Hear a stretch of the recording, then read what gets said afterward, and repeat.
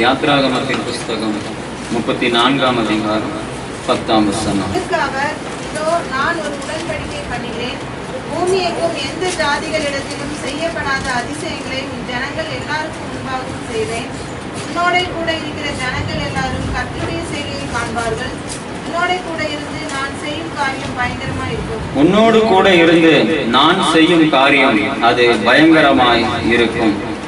அதற்கு அவர், இதோ நான் ஒரு உடன்படிக்கை பண்ணுகிறேன், பூமி எங்கும் எந்த ஜாதிகளிடத்திலும் செய்யப்படாத அதிசயங்களை உன் ஜனங்கள் எல்லாருக்கும் முன்பாகவும் செய்வேன். உன்னோட கூட இருக்கிற ஜனங்கள் எல்லாரும் கர்த்தருடைய செய்கைகளை காண்பார்கள். உன்னுடனே கூட இருந்து நான் செய்யும் காரியம் அது பயங்கரமாய் இருக்கும். என் தேவனாகிய கர்த்தர் நம்மோடு கூட இருந்து செயல்படுகிற தேவன் என்பதை நீங்கள் அறிந்து கொள்ள வேண்டும். இன்னைக்கு அநேக நேரங்களிலே கிறிஸ்தவர்களுடைய வாழ்க்கையில நாம் சொல்லுகிற காரியம், தேவனாகிய கர்த்தர் பயங்கரமான சூழ்நிலையில என்னை வைத்திருக்கிறார், அல்லது என்னுடைய சூழ்நிலைகள் எனக்கு பயங்கரமா இருக்கிறது, இந்த பயங்கரமான சூழ்நிலையில நான் என்ன செய்வது, இந்த பயங்கரமான நெருக்கமான சூழ்நிலையில என்ன செய்வது என்று தெரியாமல் இருக்கிறேன், அப்படிதான் நம்ம சொல்லிக் கொண்டிருக்கிறோம். ஆனால் வேதம் சொல்லுது, கர்த்தர் உன்னோடு கூட இருந்து செய்கிற காரியம் அது பயங்கரமாயிருக்கும். இன்னைக்கு அப்படிப்பட்ட காரியத்தை செய்கிற தேவன் என்பதை நீங்களும் நானும் அறிந்து கொள்ள வேண்டும். இதை தேவனாகிய கர்த்தர் மோசேயினிடத்தில் இந்த காரியத்தை சொல்லுகிறதை நாம் அறிந்திருக்கிறோம். இங்கே நாம் மேல உள்ள வசனங்களை வாசிக்கும் போது என் தேவன் எந்த சூழ்நிலையில இந்த காரியத்தை சொல்லுகிறார் என்பதை நாம் அறிந்து கொள்ள முடியும். அதற்கு முன்பதாக இதோ ஒரு உடன்படிக்கை பண்ணுகிறேன் என்று சொல்லி இந்த வசனத்தை தேவன் ஆரம்பிக்கிறதை பார்ப்போம். உடன்படிக்கை என்றால் அதை மீற முடியாது என்பதை நன்றாக நீங்கள் அறிந்து கொள்ள வேண்டும். தேவன் மனிதனோடு உடன்படிக்கை பண்ணுகிறவர். A covenant is made by the God with the human. தேவனாகிய கர்த்தர் மனிதனோடு ஒரு உடன்படிக்கை பண்ணி அந்த உடன்படிக்கையை மீறாத தேவன் அதை செயல்படுத்திய ஆவார் என்பதை முதலாவது அறிந்து கொள்ள வேண்டும். என் தேவன் ஒரு காரியத்தை சொல்லுகிறார் என்றால் அந்த சொல்லுகிற காரியத்தை என் தேவனாகிய கர்த்தர் அநேக காரணங்களின் நிமித்தமாக அவைகளிலே மாற்றங்களை கொண்டு வர முடியும். அநேக சூழ்நிலைகளின் நிமித்தமாக அதுல மாற்றங்களை தேவன் ஏற்படுத்த முடியும். உங்களுடைய சூழ்நிலைகளின் நிமித்தமாக நீங்கள் மாற்றங்களை தேவனிடத்துல கேட்டுக்கொள்ள முடியும். ஆனால் உடன்படிக்கை என்பது அந்த உடன்படிக்கையை நிறைவேற்றுவதற்காக தான் மாற்றங்களை செய்ய முடியும். அந்த உடன்படிக்கையை நிறைவேற்றுவதற்காக தான் நீங்கள் காரியங்களை நடப்பிக்க முடியும். அந்த உடன்படிக்கையை உங்களுடைய வாழ்க்கையில நிறைவேற்றுவதற்காக தான் நீங்கள் காரியங்களை செயல்படுத்த முடியும். அதனாலதான் இங்கே தேவன் சொல்லுகிறார், நான் உன்னோடு கூட ஒரு உடன்படிக்கை பண்ணுகிறேன். இன்னைக்கு தேவன் நம்மோடு பண்ணுகிற உடன்படிக்கை அதுவாக இருக்கிறது.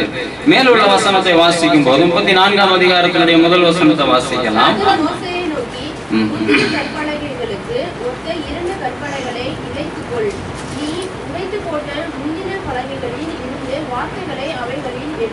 போதும். கர்த்தர் மோசேயினிடத்துல சொல்லுகிறார். இந்த சம்பவங்கள் எங்க நடக்கிறது என்றால், முதல்ல தேவனாகிய கர்த்தர் மோசேக்கு ஒரு கற்பனை எழுதி கொடுக்கிறார்.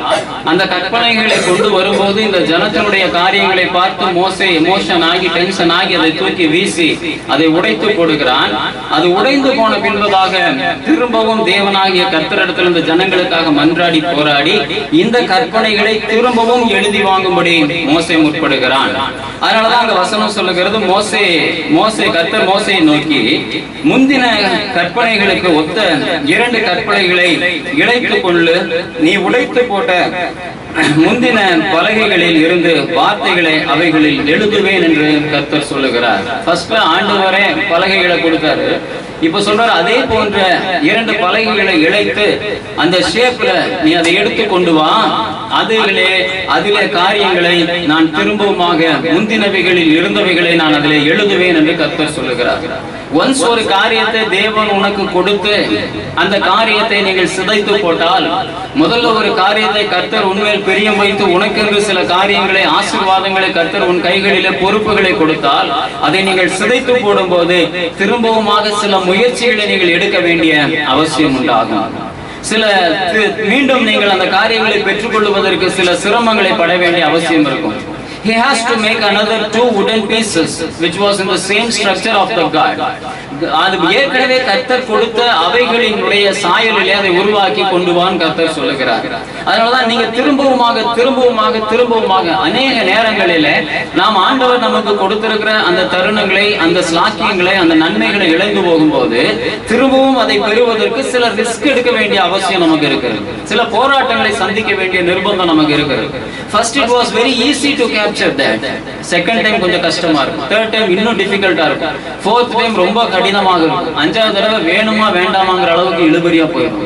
அதனாலதான் பெற்றுக்கொண்டவைகளை ஒரு நாளும் என்ன பண்ணாதீங்க, இழந்து போகாதிருங்கள்.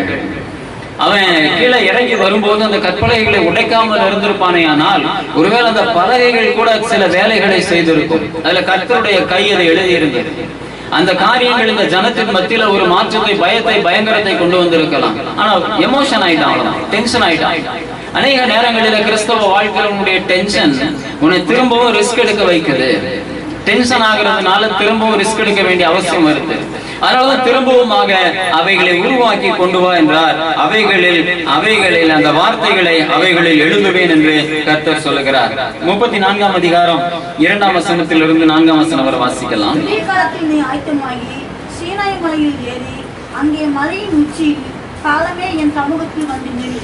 உன்னோட ஒருவனும் அங்கே வரக்கூடாது, மலை எங்கும் ஒருவனும் காணப்படவும் கூடாது.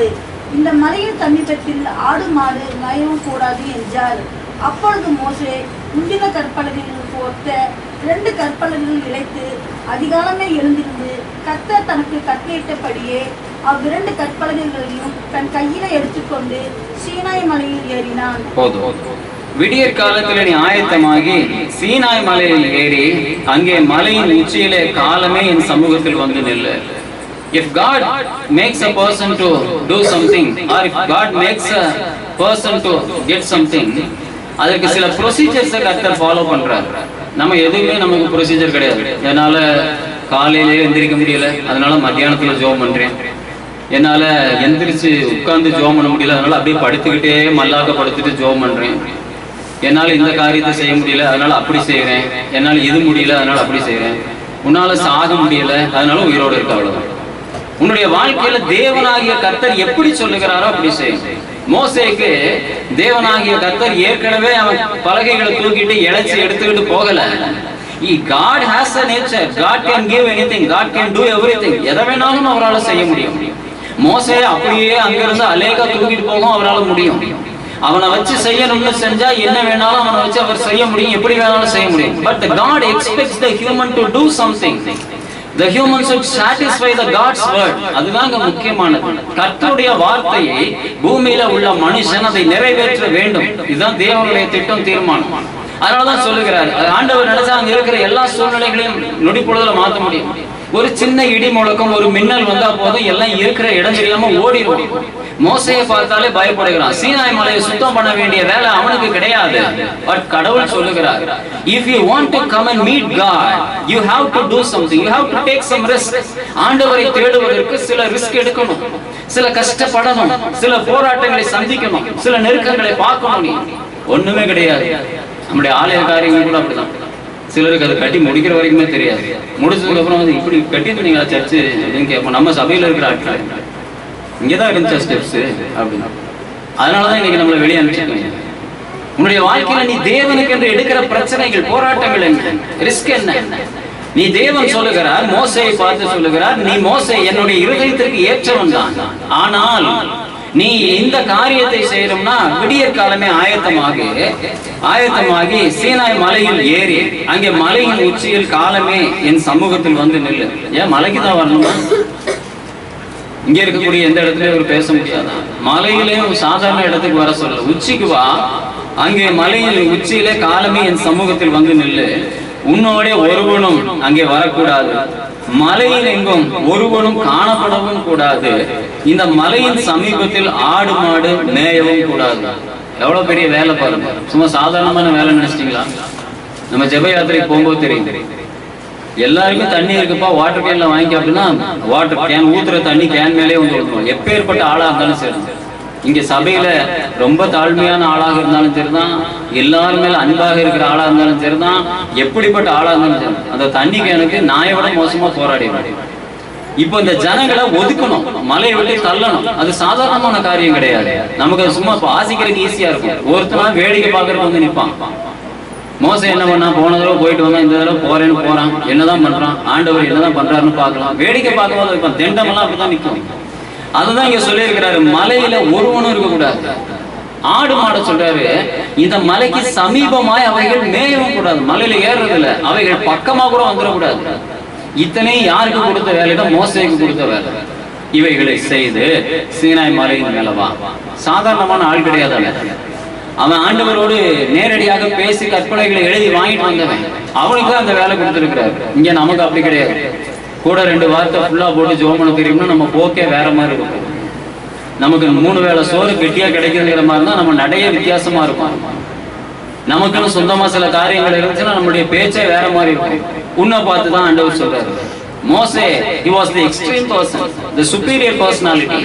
அவனை சொல்றாரு, மாடெல்லாம் துரத்து, காலையில எந்திரிச்சு இந்த வேலையை செய். காலையில உனக்கு முன்னாடி ஆடு மாடெல்லாம் மேய வைக்கும். அவைகள் எல்லாம் வச்சு மலைக்கு பக்கம் இல்லாம துரத்து. எவனாவது வேடிக்கை பார்க்கறவங்க நினைப்பான். எத்தனை லட்சக்கணக்கான ஜனங்கள் இருக்காங்க, மலையில ஒருத்தனும் இருக்கக்கூடாது. அதன் பின் நீ மலையின் உச்சியில ஏறிவா, அங்கே வந்து எனக்காக காத்திரு. இதுதான் தேவனாகிய கர்த்தர் மனுஷனுக்கு கொடுக்கிற காரியம். நம்மளை காலையில 3 மணிக்கு எந்திரிச்சு ஜெபம் பண்ணணும். 3 மணிக்கு எந்திரிச்சிருக்கிறோமா யாராவது வரைக்கும்? ஒரு நாளாவது. சிலருக்குலாம் 6:30 மணிக்கு ரோட்டுக்கு போகும்போது வித்தியாசமா பார்ப்பாங்க. ஓ, இப்படியெல்லாம் இருக்குமா அப்படின்னு. 6:30 மணியே அவன் ரோட்டுக்கு போனது கிடையாது. 7 மணி 8 மணி 9 மணிக்கு மேலதான் எந்திரிக்கிற ஆட்களே இருக்கிறோம். நீ எப்படி தேவனாகிய கர்த்தருடைய சத்தத்தை கீழ்ப்படிவ? உன்னிடத்துல எப்படி தேவனுடைய கற்பனைகள் இருக்கும்? நீ எப்படி தேவனாகிய கர்த்தருக்கென்று ஆயத்தப்படுவ? தேவன் எப்படி உன்னை முக்கியத்துவப்படுத்த முடியும்? இங்க சொல்லுகிறார், இந்த காரியத்தை செய்யுங்க. அப்பொழுது மோசே முந்தின கற்பலகைகளுக்கு ஒத்த 2 கற்பலகைகளை இழைத்து அதிகாலமே எழுந்திருந்து கர்த்தர் தனக்கு கட்டளையிட்டபடியே அவ்விரண்டு கற்பலகைகளையும் தன் கையில எடுத்துக்கொண்டு சீனாய் மலையில் ஏறினான். கர்த்தர் ஒரு மேகத்தில் இறங்கி அங்கே அவன் அருகே நின்று கர்த்தருடைய நாமத்தை கூறினார் என்று சொல்லும். He introduces himself. நீ கர்த்தர் சொன்னபடி செய்யும் போது தேவனாகிய கர்த்தர் உனக்கு அருகாமையில வந்து நான் வந்திருக்கிறேன்னு சொல்லி அட்டெண்டன்ஸ் போடுவார். நம்மள எத்தனை பேருடைய காரியங்களுக்கு ஜெபங்களுக்கு கர்த்தர் அட்டெண்டன்ஸ் போட்டிருக்காரு. நான் வந்திருக்கிறேன். பிசாசு வந்துருவான், நீ ஜெபம் பண்ண ஆரம்பிச்சோன்னே வந்து உங்ககிட்ட இருக்கிற எல்லாத்தையும் சொல்லுவான் லைனா. நீ எல்லாம் ஒரு ஜெபம் பண்ணி இந்த ஜெபம் எல்லாம் கேட்டு உடனே நீ என்ன பண்ணுவ, பிசாசு கூட சேர்ந்து அடுத்து அவன் வேலையே செய்ய ஆரம்பிச்சிருவான். உன் ஜெபமும் பிசாசு சொல்லி கொடுக்குற ஜெபமா தான் இருக்கும். அவன் நாசமா போட்டு இவன் நாசமா போட்டு அது கலங்காம போட்டு இது கலங்காம போட்டு. ஏற்கனவே உன்னோடு கூட இருக்கிறது யாரோ அவங்களுக்கு தகுந்த மாதிரி தான் இருக்கும். மோசேனுடைய ஜெபம் எப்படி இருந்து பரிதவிக்கிறதா. ஆண்டவர் பற்றி எரிகிறவராக இருந்தார், இவன் பரிதவிக்கிறவனாக இருந்தான். நெருப்புல எரியுது அப்படி அவனுக்கு. ஜனத்திற்காக போராடுறவன். இன்னைக்கு நம்ம எந்த ஜனத்திற்காக போராடி இருக்கிறோம்? நம்மளுடைய ஜெபங்களில நம்மை தாண்டி வேற யாருக்காக நம்முடைய ஜெபம் இருந்திருக்கிறது? வேற எதற்காக நம்ம ஜெபிக்கிறவர்களாக இருந்திருக்கிறோம்? உனக்காகவே நீ ஜெபிக்கிற ஜெபம் எப்படிப்பட்டதாக இருக்கிறது? இங்கே மோசையை பற்றி சொல்லப்படுகிறது. அவன் மலையின் மேல் ஏறி போய் நின்றான். கர்த்தர் அவனுக்கு அருகாமையில வந்து தன்னுடைய நாமத்தை கூறினார் என்று சொல்லப்பட்டிருக்கிறது.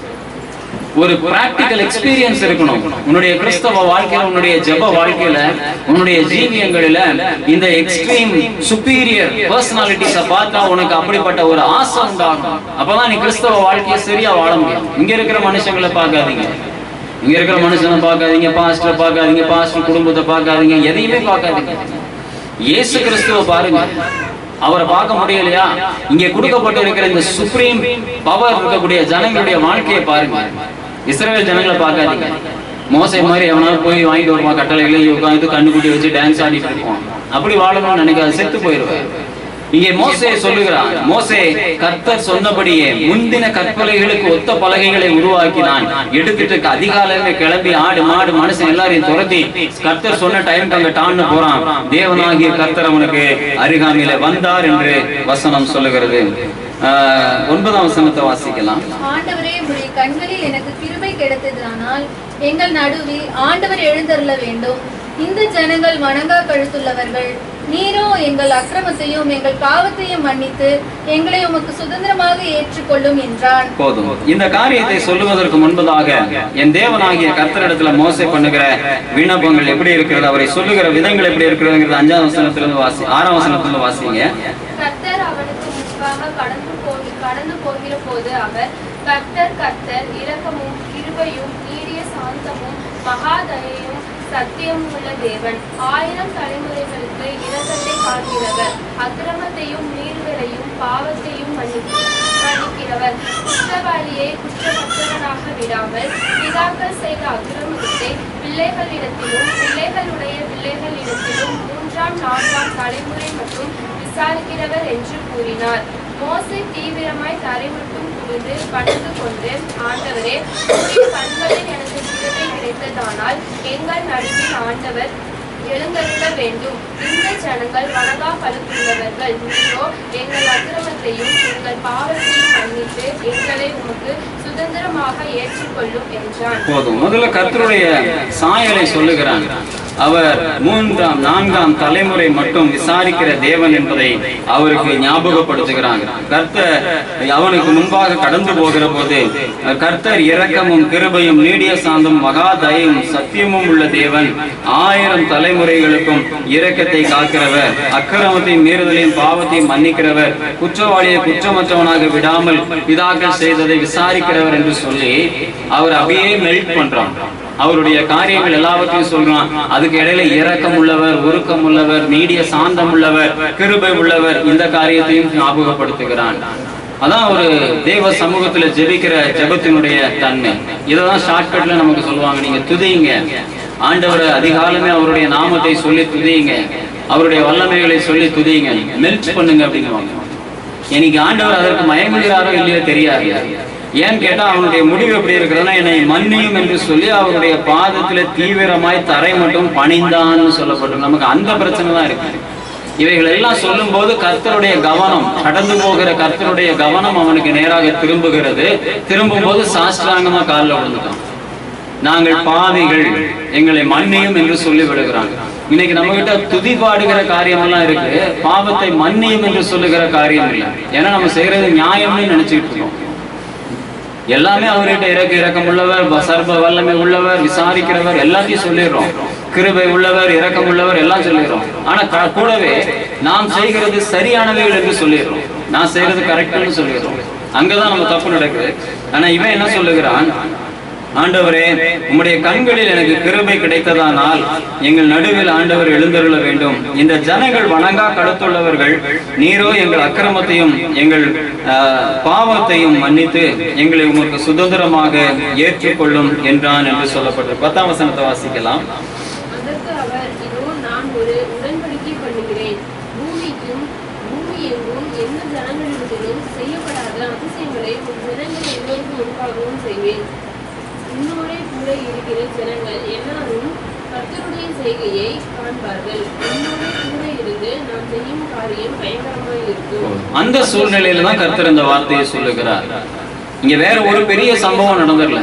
The first thing is the punctuality of Moses, the discipline of Moses, the procedure of Moses.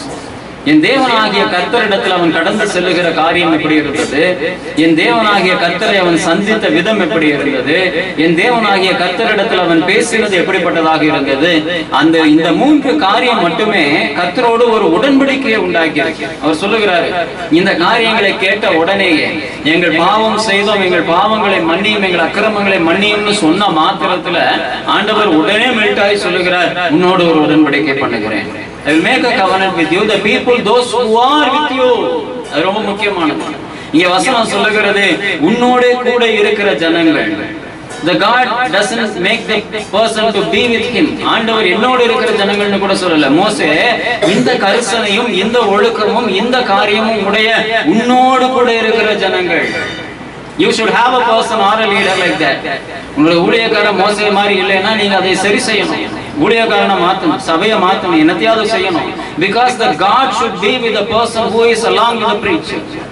God கர்த்தரோடு இருக்கிற அனுபவத்தை உடையவர்கள் தான் தேவனாகிய கர்த்தரை விசுவாசிக்கிற ஜனங்கள். அந்த ஜனமாக இருக்கும் போது அவர்களோடு கூட இருக்கிற ஜனங்கள் தேவனுடைய ஆசீர்வாதத்தை பெற்றுக் கொள்வார்கள். மோசேக்கு அப்படிதான் சொல்றாரு, I make a covenant with you.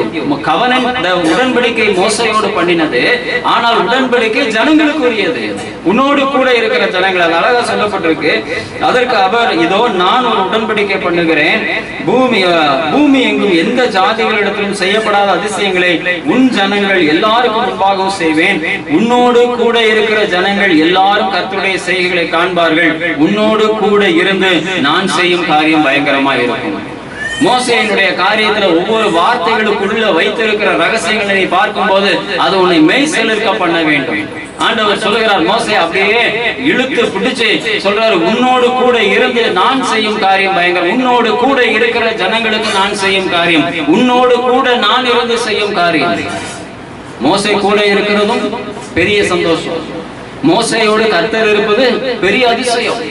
இன்னைக்கு தேவன் அந்த காரியத்தை தான் உங்கள் ஒவ்வொருவருக்கும் கர்த்தர் கொடுக்கிறார். You have a lot of people with you. உன்னோடு உன் குடும்பம் இருக்கு, உன்னோடு கூட உன்னுடைய ஜனங்கள் இருக்கிறார்கள், உங்களோடு பணி செய்கிறவர்கள் இருக்கிறார்கள், உங்களுக்கு இடத்துல படிக்கக்கூடிய பிள்ளைகள் இருக்கிறார்கள், எத்தனையோ திரள் கூட்டம் ஜனங்கள் இருக்கு. உன்னோட கர்த்தர் இருக்கிறாரா? உன்னோடு கூட இருக்கிற ஜனம் ஏன் மனம் திரும்ப கஷ்டப்படுது? உன்னோடு கூட இருக்கிற ஜனம் ஏன் அவைகள் பாவத்திலிருந்து விடுதலை ஆவதற்கு கஷ்டப்படுது? பிகாஸ் கர்த்தர் உன்னோடு இல்லை. உன்னோடு கர்த்தர் பண்ணின உடன்படிக்கை இல்லை. என்னோடு கர்த்தர் இல்லை, என்னோடு கர்த்தர் பண்ணின உடன்படிக்கை இல்லை. அதனாலதான் இந்த காரியத்தை உணரும் போது you have to restart again from the beginning. மோசே செய்தது போல அதிகாலமே தேவனுடைய சமூகத்திற்கு போய் தேவன் சொன்ன காரியங்களை நிறைவேற்றி, தேவன் கற்றுக் கொடுத்த காரியத்தை நிறைவேற்றி, தேவனிடத்துல கற்றுக்கொண்ட காரியங்களை சொல்லி, தேவன் யார் என்பதை ரியலைஸ் பண்ணி சாஸ்திராங்கமாய் அவருடைய பாதத்துல விழுந்து தன்னை பாவி என்று ஒப்புக்கொள்ளும் போது கர்த்தர் உன்னோடு உடன்படிக்கை பண்ணுவார். இந்த காரியத்தை தான் மோசையோடு அவர் செய்தார் என்று வேதம் நமக்கு சொல்லுகிறது. 11ஆம் வசனத்திலிருந்து சில வசனங்களை வேகமா வாசிக்கலாம்.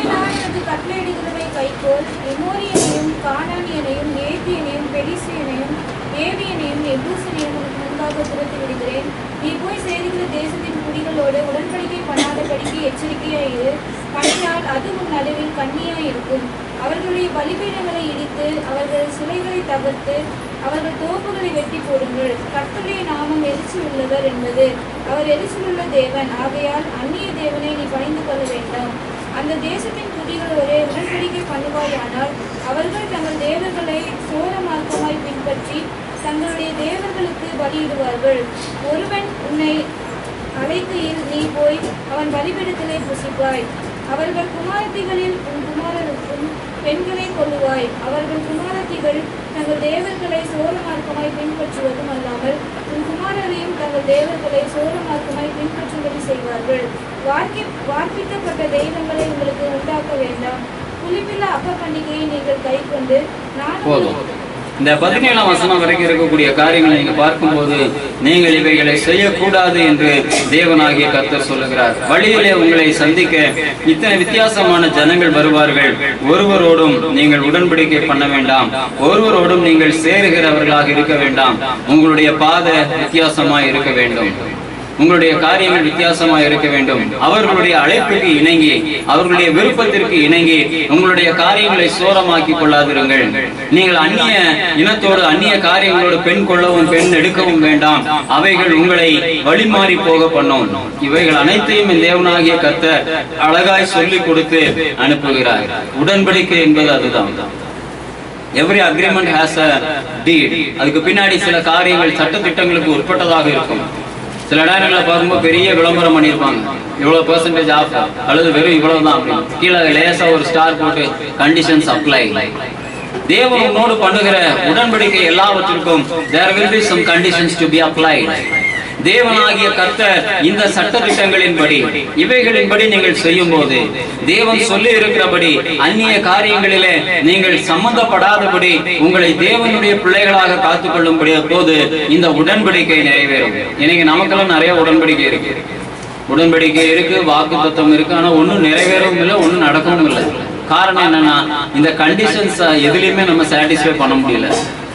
எல்லா கண்டிஷன்ஸுக்கும் நம்ம அப்பாற்பட்டவர்களாக இருக்கிறோம். எல்லா கண்டிஷன்ஸும் நம்மளுடைய வாழ்க்கையில சாட்டிஸ்ஃபை பண்ண முடியாததாக இருக்கிறது. அந்நியர்களோட தான் நமக்கு எல்லா சவகாசமும் உண்டு, மற்ற எல்லா காரியங்களிலும் பங்கெடுக்கிறவர்களாக இருக்கும். அவருடைய கட்டளைகள் ஒண்ணுக்குமே கீழ்ப்படிய மாட்டோம்.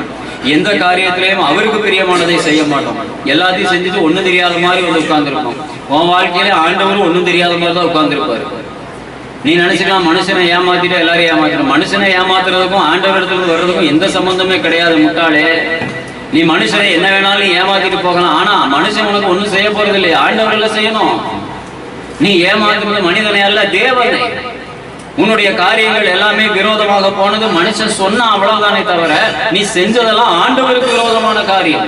ஆண்டவரிடத்துல இருந்து தான் நன்மை வர முடியும். உனக்கு சொன்னவங்கிட்ட இருந்து ஒண்ணுமே வராது. வேணா அவனுடைய பாவமும் சேர்ந்து வரும். வேதம் சொல்லுகிறபடி நீங்கள் செய்யும் போது இந்த உடன்படிக்கை எல்லாம் உங்கள் வாழ்க்கையில நிறைவேறும் என்று சொல்லப்பட்டிருக்கிறது. எதை செய்ய வேண்டும் என்று சொல்லி சில காரியங்களை கர்த்தர் சொன்னார். 18ஆம் வசனத்தில் வாசிக்கலாம். பண்டிகையை நீங்கள் கைக்கொண்டு நான் உங்களுக்கு கட்டளையிட்டபடியே ஆபீப் மாதத்தில் குறித்த காலத்திலே 7 நாள் குறிப்பில்லா அப்பம் கடவுளுங்கள். ஆபீப் மாதத்திலே எகிப்திலிருந்து புறப்பட்டாயே. ரத்தம் இருந்து பிறக்கிற யாவும் ஆடு மாடுகளின் தலையீச்சான ஆண்கள் யாவும் என்னுடையவைகள். கழுதையின் தலையீச்சை ஒரு ஆட்டுக்குட்டியால் மீட்டுக் கொள்வாயாக. அதை மீட்டுக் கொள்ளாதிருந்தால் அதன் கழுத்தை முறித்து போடு. உன் பிள்ளைகளின் முதற் பேரானவைகள் எல்லாம் மீட்டுக் கொள்ள வேண்டும். வெறும் கையோடு என் சன்னதியில் ஒருவரும் வரக்கூடாது. 6 நாள் வேலை செஞ்சு 7ஆம் நாளிலே ஓய்ந்திருப்பாயாக. விதைப்பு காலத்திலும் அறுப்பு காலத்திலும் ஓய்ந்திருப்பாயாக.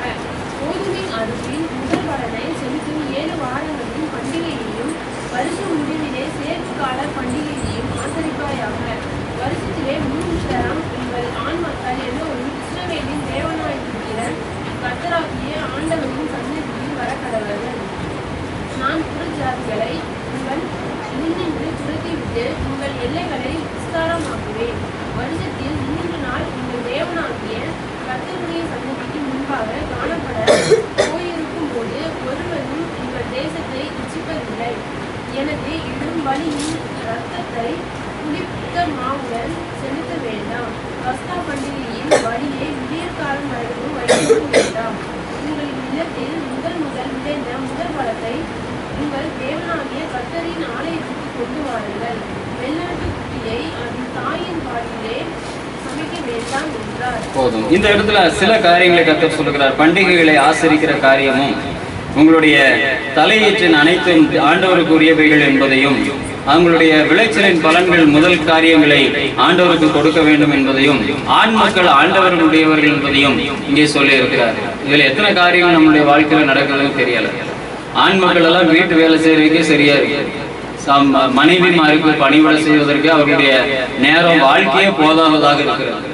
இங்கே வசனம் சொல்லுகிறது அவர்கள் தேவனுடையவர்கள், ஆண்டவருடைய காரியத்தை செய்யணும். உன்னுடைய வீட்டுல ஆசீர்வாதம் இருக்கணும்னா உன் வீட்டுல இருக்கக்கூடிய ஆண் மக்கள் ஊழியத்துல இருக்கிறவர்களாக இருக்க வேண்டும். அவங்க எவ்வளவு பெரிய உத்தியோகத்துல இருந்தாலும் அதுல ஒரு பிரயோஜனம் கிடையாது. அவர்கள் தேவனுடைய காரியத்தை செய்கிறார்களா என்பதில் தீவிரமாக இருக்க வேண்டும். உனக்கு ஒரு சின்ன காரியம் செய்யறேன்னா நச்சு அடித்து அரிச்சு ஒண்ணும் இல்லாம உயிரை வாங்குற நீங்க உன்னுடைய வீடுகளில் உன்னுடைய ஆண் மக்கள் ஊழிய காரியங்களை பங்கெடுக்கல, எதை பத்தியும் கவலையே கிடையாது. எப்படியோ நம்ம கூட கொஞ்ச நேரம் டைம் ஸ்பெண்ட் பண்ணா பரவாயில்ல, உட்காந்துருக்கு நாசமா போயிருக்கீங்க. என் தேவனாகிய கர்த்தர் மோசையோடு சொன்ன காரியம், ஆண் மக்கள் அவர்கள் தேவனுடையவர்கள், அவர்கள் ஆண்டவருடைய காரியத்துல முதன்மையாக இருக்க வேண்டும். அவர்கள் வீட்டுல உட்கார்ந்து உனக்கு பணிவிடை செய்வதற்கும் உனக்கு ஹெல்ப் பண்ணுவதற்கும் உன்னோடு கூட இருந்து உனக்கு உதவி செய்வதற்கும் உரியவர்கள் அல்ல. தேவனுடைய காரியத்தை செய்யணும். உன்னுடைய தலையீற்றுகள் அனைத்தும் அது தேவனுக்குரியதாக இருக்க வேண்டும். அவைகள் கழுதைகளாக இருந்தால் அவைகளை ஈடாக கொடுத்து ஆடுகளை நீங்கள் வாங்கி இருக்க வேண்டும். இத்தனையும் கர்த்தர் சொல்லுகிறார். உன்னுடைய விளைச்சலின் முதல் பலனானது அது தேவனுக்குரியதாக இருக்க வேண்டும். ஓய்வு நாளை நீங்கள் ஆசரிக்க வேண்டும். ஆண்டவர் கொஞ்சம் வளவளன்னு தான் பேசுவார் போல இருக்கு. மோசே போனது என்னமோ திரும்ப உடைச்சு போட்ட கற்பனைகளை வாங்க வைக்கலாம், ஆனா திரும்ப ஃபர்ஸ்ட்ல இருந்து ஸ்டார்ட் பண்ணிட்டாரு. இவைகள் அனைத்தையும் திரும்பவும் ஞாபகப்படுத்துகிறார். இன்னைக்கு நிறைய பேருக்கு நம்மளுடைய சொல்லுகள் கேட்பதற்கே பிடிக்கிறது கிடையாது. திரும்ப திரும்ப அதே ஏதாவது சொல்லிக்கிட்டு இருப்போம். ஃபர்ஸ்ட்ல இருந்தே நான் ஒரு தீர்மானம் பண்ணிட்டேன், அதுதான் ஃபைனல். நீங்க என்னத்தையோ எத்தனையோ தடவை சொல்லிட்டு போ, செவிடங்காதுல சங்குவந்த மாதிரி கேட்டுக்கிட்டே இருக்க வேண்டியதான். அப்படிதான் கேட்டுக்கிட்டே இருந்தாங்க. ஆனா என்டையர் ஸ்டஃப் உடன்படிக்கை கர்த்தரோடு பண்ணுனது அல்லவா. உனக்கு கேட்கறதுக்கு கஷ்டமா இருக்கலாம், கடைபிடிக்க கஷ்டமா இருக்கலாம், உனக்கு அதை பொறுத்துக்கிறதுக்கு கஷ்டமா இருக்கலாம். நஷ்டம் உனக்கு தான். ஆண்டவருக்கு ஒண்ணுமே கிடையாது. அதனாலதான் அந்த இடத்துல என் தேவனாகிய கர்த்தர் இந்த காரியத்தை திரும்பவும் மோசேயின் இடத்துல ஆங்காங்கே இருக்கக்கூடிய சிலவற்றை எடுத்து அவனுக்கு சொல்லி அனுப்புகிறார். 27ஆம் வசனத்தை வாசிக்கலாம். பின்னும் கர்த்தர் மோசேயை நோக்கி, இந்த வார்த்தைகளை நீ எழுது, இந்த வார்த்தைகளின்படியே உன்னோடும் இஸ்ரவேலோடும் உடன்படிக்கை பண்ணினேன் என்றார். என் தேவனாகிய கர்த்தர் சொல்லி இந்த வார்த்தையை சொல்லிவிட்டு, நீங்க ஃபர்ஸ்ட் வசனத்தை வாசிக்கும் போது, நீ உடைத்து போட்ட முந்தின பலகைகளில் இருந்த வார்த்தைகளை அவைகளில் எழுதுவேன் என்று சொன்னார். ஆனால் இங்கே சொல்லப்பட்டிருக்கிறது, நீ எழுது, நீ கொண்டு வந்த பலகைகளை நீ எழுதிப்போ. அவ்வளவு. என் தேவனாகிய கர்த்தர் இந்த காரியத்தை சொல்லி இவைகளை இந்த பலகைகளிலே எழுது. பின்னும் கர்த்தர் மோசேயை நோக்கி, இந்த வார்த்தைகளை நீ எழுது, இந்த வார்த்தைகளின்படியே உன்னோடும் இஸ்ரவேலோடும் உடன்படிக்கை பண்ணினேன் என்றார் என்று சொல்லப்பட்டிருக்கிறது. What the God said, it's written in that board. இந்த போர்ட்ல அது எழுதப்பட்டது. இப்ப நம்ம நிறைய எழுதணும், டைரியா பக்கமா திரும்ப அதை எதுக்கு எடுத்து பாக்குறோம்னு நமக்கு தெரியாது, பாக்குறதும் கிடையாது. அதே மாதிரிதான் அங்க சொல்றாரு, நோட்ஸ் எடுத்துக்க, இந்த காரியத்தை சொல்லுவதற்கு உனக்கு கூப்பிட்டேன், இவைகளை நீ எழுதி இவைகளின்படி நடக்க சொல். வேற ஒரு காரியத்தையும் தேவன் அந்த இடத்துல சொல்லவில்லை. அடுத்த வசனத்தை வாசிக்கலாம். 28ஆம் வசனம். அங்கே அவன் அப்பம் புசியாமலும் தண்ணீர் குடியாமலும் இரவும் பகலும் 40 நாள் கர்த்தரோட இருந்தான். போதும். அங்கே வசனம் சொல்லுகிறது, அவன் உணவு அப்பம் புசியாமலும் தண்ணீர் குடியாமலும் இரவும் பகலும் 40 நாள் கர்த்தரோட இருந்தான் என்று சொல்லப்பட்டிருக்கிறது. If the person is with God, there is no hunger, no thirst. நம்ம ஜெபத்துக்கு வந்தோடனே ஃபர்ஸ்ட் ஆரம்ப ஜெபம் பண்ணனோடனே நம்ம வாய் ரெண்டா கிளிகிற அளவுக்கு திறந்தது கொட்டாய். அப்பதான் 12 இட்லி சாப்பிட்டு உட்கார்ந்துருக்கோம். ஆனாலும் நமக்கு வந்து உட்கார்ந்த உடனே கொட்டாய் எடுத்து 40 நாள் சாப்பிடாம தண்ணி குடியாம சாகாம அங்க உட்கார்ந்துருந்தாங்க. அதுதான் தேவ பிரசன்னம். அதனாலதான் அந்த இடத்திற்கு என் தேவனாகிய கர்த்தர் சொன்னாரு, ஆடு மாடு பக்கத்துல மேய்ஞ்சிடக்கூடாது, இந்த கொட்டாயை உள்ளவன் எவனும் மலையை தொற்றக்கூடாது, இவன் எவனும் அதுக்கு தகுதி உள்ள ஆளே கிடையாது. இதெல்லாம் சாப்பாடு தான், இதுக்கு வேற எதுவுமே கிடையாது. சாப்பிட்டு வரும், சாப்பாட்டை நினைச்சிட்டு உட்காந்துருக்கோம், சாப்பிட்டு திரும்ப தூங்கிறோம், திரும்ப எந்திரிச்சு சாப்பிட்டோம், திரும்ப சாவர வரைக்கும் சாப்பிட்டே சித்தோம். என் தேவன் சொல்லுகிறார், இந்த காரியத்தை சொல்லியிருக்க வேண்டிய அவசியம் இல்லை. 40 நாள் இருந்தாலும் மட்டும் சொல்லியிருக்கலாம். அப்பம் புசியாமலும் தண்ணீர் குடியாமலும் தேவ சமூகத்துல 40 நாள் உட்கார்ந்து இப்ப சொன்ன இந்த காரியத்தை அந்த பலகைகளிலே எழுதினான் என்று சொல்லப்பட்டிருக்கிறது. தேவனாகிய கர்த்தர் சொல்லுகிற காரியம், மோசேயை உயர்த்தி காண்பிக்கிற காரியம், அவனோடு உடன்படிக்கை பண்ணுகிற காரியத்திற்கு முதல் காரணம் என்ன தெரியுமா? He was not based upon the food items. He was not an eatable person. நம்மளுடைய வாழ்க்கையில தேவன் அந்த காரியத்தை சொல்லுகிறார். 29ஆம் வசனத்தை வாசிக்கலாம். மோசே சாட்சி பலகைகள் இரண்டையும் தன் கையில் எடுத்துக்கொண்டு சீனாய் மலையிலிருந்து இறங்குகிற போது தன்னோடே அவர் பேசினதினாலே தன் முகம் பிரகாசித்திருப்பதை அவன் அறியாதிருந்தான். What happened? 40 நாள் சாப்பிடல, தண்ணி குடிக்கல. அது சொன்னதுக்கான காரணம் என்ன தெரியுமா? When he returned back from the mountain, his bright face was there. The face was bright. அதான் கிறிஸ்தவ வாழ்க்கை. அவன் 40 நாள் 4 நாளைக்கு நீ சாப்பிட வேண்டாம்னு சொன்னா போதும், 4 வேளைக்கு உனக்கு சாப்பாடு கிடையாது காதுல கேட்டால் போதும், உன் மூஞ்சி சுருங்கி போயிடும். 4 மணி நேரத்துக்கு ஒருக்கா உன்னுடைய வயிறு ஃபுல்லா நிரப்பப்படணும், கொஞ்சம் குறைவா இருந்தா போதும், உன்னுடைய முகம் வாடி வதங்கி போயிடும். இங்க வசனம் சொல்லுது, இட் வாஸ் வெரி பிரைட். எப்படி இருந்துச்சாம்? மோசே சாட்சி பலகை இரண்டையும் தன் கையில் எடுத்துக்கொண்டு சீனாய் மலையிலிருந்து இறங்கின போது தன்னோட அவர் பேசினதினால் தன் முகம் பிரகாசித்திருப்பதை அவன் அறியாதிருந்தான். ஆரோனும் இஸ்ரவேல் புத்திரர் எல்லாரும் மோசேயை பார்க்கும் போது அவன் முகம் பிரகாசித்திருப்பதை கண்டு அவன் சமீபத்தில் சேர பயந்தார்கள் என்று சொல்லப்பட்டிருக்கு. It was in such a bright way that the people were afraid to come towards him. Aaron எப்படி ஆளு? கண்டுபிடி செஞ்சு ஆடிட்டு இருந்தவர். இப்போ when he was returning from the throne of God, கர்த்தரிடத்திலிருந்து திரும்பும் போது அவன் முக பிரகாசத்தை பார்த்து அவனுக்கு அருகாமையிலே சேருவதற்கு பயந்தார்கள் என்று சொல்லப்பட்டது. If you have a very close relationship with God, the verse says that you will have a covenant with God. If you have a covenant with God, that will be displayed in your face. உன் முகம் பிரகாசமா இருக்கும். அதை வேதத்தை தெரிஞ்சிருந்தனாலும் தெரியாமல் உலக மனுஷன் சொல்ற அகத்தின் அழகு முகத்துல தெரியும். When you have the relativity with a God, your face will be bright. அதை கிட்ட சேர பயந்தார்கள் என்று சொல்லப்பட்டிருக்கிறது. அது லீடர்ஸ், சாதாரண மனுஷர்கள் கிடையாது. இவங்க லீடர்ஸ், இவங்க பொறுப்புல தான் திரும்ப இந்த கண்ணுக்குட்டி கேச போற விட்டுட்டு போயிருக்காங்க. இவர்கள் அவனுக்கு கிட்டி சேர பயந்தார்கள் என்று சொல்லப்பட்டிருக்கு. இன்னும் பாருங்க, கீழே சொல்லப்பட்டிருக்கு, அடுத்த வசனத்தை வாசிக்கலாம். அதைத்தான் அப்பொழுது ஆரோனின் சபையிலுள்ள பிரபுக்கள் யாவரும் அவனிடத்திற்கு திரும்பி வந்தார்கள். மோசே அவர்களோடு பேசினான். பின்பு இஸ்ரவேல் புத்திரர் எல்லாரும் அவனிடத்தில் சேர்ந்தார்கள். அப்பொழுது அவன் சீனாய் மலையில் கர்த்தர் தன்னோட பேசினவைகளை எல்லாம் அவர்களுக்கு கற்பித்தான். மோசே அவர்களோடு பேசி முடியும் அளவும் தன் முகத்தின் மேல் முக்காடு போட்டிருந்தான். போதும். முக்காடு யார் போட்டிருந்தா? சபையில இருந்த ஆட்கள் கிடையாது, மோசே போட்டிருந்தான். வசனம் தெளிவாக சொல்லுகிறது. The very important thing, the exaggeration is given towards the brightness of Moses. அதான் இங்க கீழே கொடுத்த எல்லா வசனத்துக்கான அர்த்தம். தேவ சமூகத்துல 40 நாள் சாப்பிடாம தண்ணி குடிக்காம இருந்து வந்தவனுடைய முகம் பிரகாசித்தது. அந்த பிரகாசத்தை அவருடைய தலைவர்கள் காணக்கூடாது இருந்தார்கள். சகல ஜனங்களிடத்திலும் தேவன் தன்னோடு சம்பாஷித்தவைகள் அவன் பேசினான். பேசினதை உட்கார்ந்து கேட்பதற்கு அந்த ஜனங்கள் கண்கள் கூசுகிறதாக இருந்தபடினாலே அவன் தன் முகத்திற்கு முக்காடிட்டு அவர்களிடத்துல பேசினான்.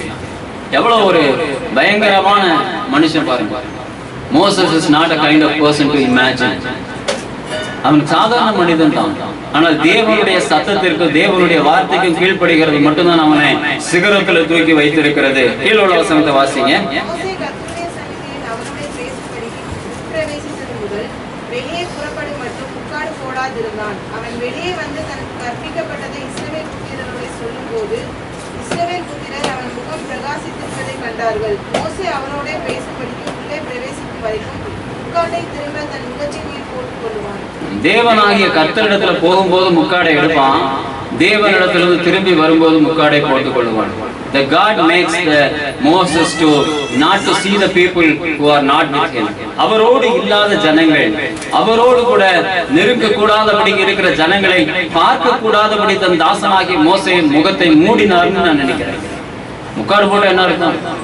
அவங்க இவன் முகத்தை பார்க்க முடியல, இவர் அவங்க முகத்தை பார்க்க முடியாது. கர்த்தருக்குள் இல்லாத ஜனங்களை பார்க்க கூடாதபடி கர்த்தர் செய்து விடுவார். அந்த ஜனங்களை பார்க்க முடியாதபடி கர்த்தர் செய்து விடுவார். அதுதான் மோசையை கொண்டும் இந்த சம்பவத்தை கொண்டும் கர்த்தர் நமக்கு கற்பிக்கிற காரியமாக இருக்கிறது. மோசே தேவனோடு பேசினான். தேவனாகிய கர்த்தருடைய சமூகத்துல 40 நாள் அமர்ந்திருந்தான்.